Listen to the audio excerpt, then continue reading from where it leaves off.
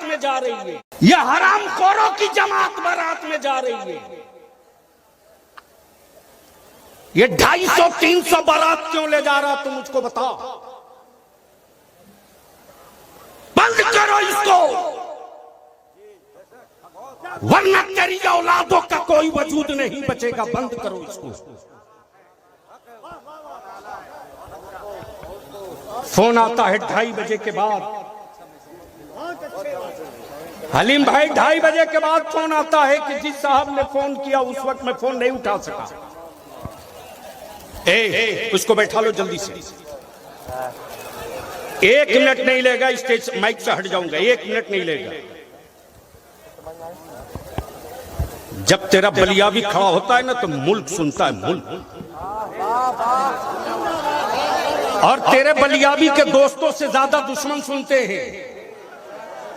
जब करबला के नाम से लोगों को इतना डर है तो करबला वाले निकल जाएंगे तो जमाना क्या करेगा।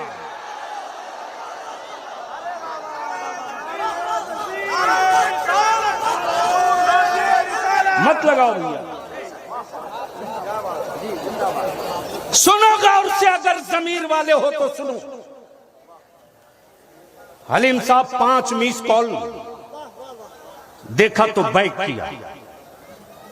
एक लड़का फोन उठा के फूट फूट कर रोने लगा। हजरत अब्बू जब फोन कर रहे थे ना उस वक्त बारातियों का खाना घट गया था। 20 आदमी खाना ना खा सके। अब्बा इस सदमे को बर्दाश्त नहीं कर पाए, हार्ट अटैक कर गए। मैंने कहा बेटे देख के डस्टबिन में कितना खाना फेंका पड़ा। उसने बताया 20 आदमी का खाना घटा था, 100 आदमी का खाना फेंका हुआ। मैं पूछता हूं बता इस कत्ल का मुजरिम कौन है। यह कत्ल किसके माथे पर लिखा जाएगा। हुकूमतों ने कुछ गुंडे पाल रखे हैं मेरे नबी की इज्जत पे पत्थर फेंकने के लिए। लेकिन आखिरी बात अर्ज कर दूं, ये बलियाबी का हाथ उठ रहा है, जबान बोल रही है, दिल धड़क रहा है, आंखें देख रही हैं।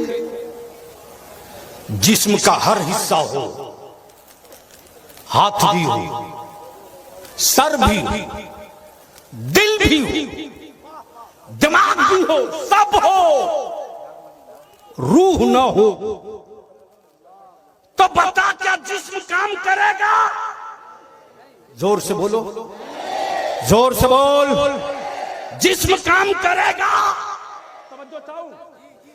जिस तरह रूह के बगैर जिस्म किसी काम का नहीं, फर्ज हो, वाजिब हो, तवाफे काबा हो, सुन्नतें हो, सब हो, लेकिन दिल में नबी का एहतराम ना हो तो जिस तरह रूह के बगैर जिस्म बेकार है उसी तरह रसूल के बगैर सारी ये बात बेकार।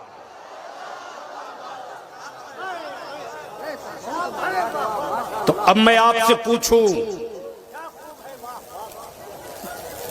आज भी रिसर्च हो रहा है कि गरीबी में सबसे ज्यादा आगे मुसलमान, अनपढ़ों में सबसे बेसी मुसलमान। और हैरत की बात है डब्लू बाबू, सच्चर कमीशन की रिपोर्ट सब बेईमानों ने इलेक्शन में दिखाया, सबने दिखाया,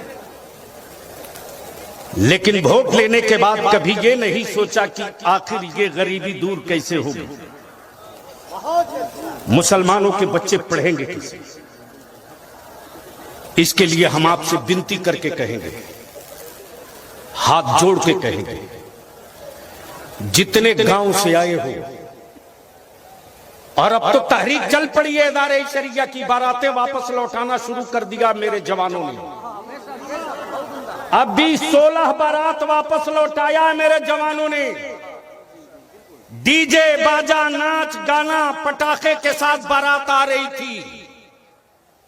जमुई में जवान खड़े हो गए चट्टान की तरह कि अब मेरे गांव में कोई बाजा बजाकर बारात नहीं आएगी, मुस्तफा की नाक पढ़ते बारात आएगी, बाजा नहीं देंगे। ये तहरीक चल पड़ी है दायरे शरिया की। हम आपसे विनती करके कहेंगे, मत 3 टाइम खाओ, 2 टाइम खाओ, मत अच्छा मकान बनाओ, टूटी खाट पे सोवो, बंद करो बेटों को कीमती मोबाइल दिलाना। इस मोबाइल के डब्बे ने मेरे घर की बेटियों की इज्जत हल्की कर दी। किसी बाप की औकात है जो अपने बेटा या बेटी का मोबाइल चेक कर ले? आवारगी के किस राह पे बेटों को डाल रहे हो? बंद करो इसको। निकाह को सस्ता करो और उसी पैसे को बचाकर अपनी औलादों को पढ़ाओ। इसका असर तुझको 2-4 साल में नहीं दिखेगा, इसलिए कि पेड़ लगने के बाद फल का इंतजार करना पड़ता है और उसी पेड़ से फल निकलता है जिसे आदमी लगावे। बंदरों के लगाए हुए पेड़ों से कभी फल नहीं निकलता, इसलिए कि बंदर अगर पेड़ लगा दिया सुबह तो शाम तक 20 मर्तबा उखाड़ के देखता है,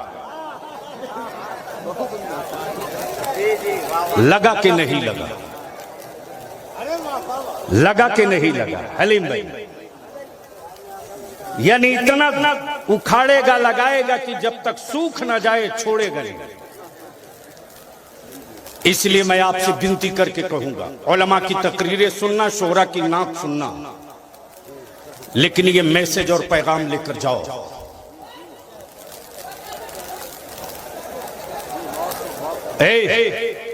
कार्ड वाले अब तक कहां थे? तुम बैठ के सुन सकते हो तो सुनो। बोल दो सारा मजमा, लब्बैक या रसूल अल्लाह।